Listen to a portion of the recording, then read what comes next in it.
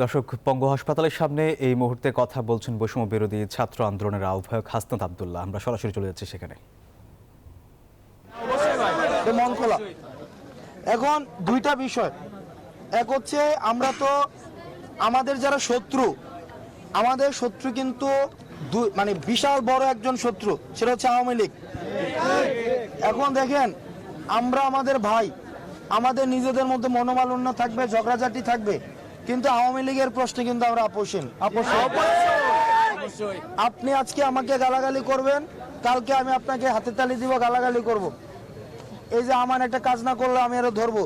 তারপরে হচ্ছে এখানে আমার পাশে হচ্ছে ও আমারে আজকে ফয়েজ যথেষ্ট পরিমাণ ছোট ভাই, মানে এর বেশি আসলে সম্ভব না। ফয়েজ আমাকে যথেষ্ট পরিমাণ ধুইছে, এখন সে আমাকে এখন ধুইছে, আরেকবার আমরা একসাথে চা খাবো, ওইটা নিয়ে সমস্যা না।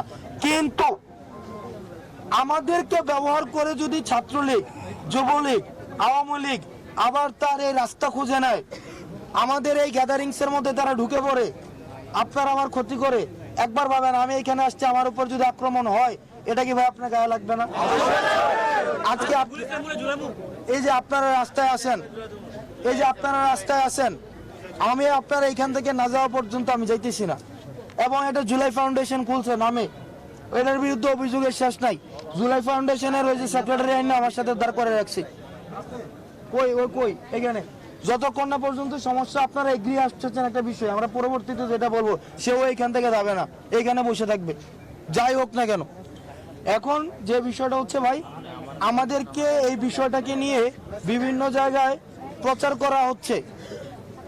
আওয়ামী লীগ সব জায়গায় প্রচার করছে যে দেখো, আর তারা স্বাধীন করছিল দেশ, আগেই তো ভালো ছিল।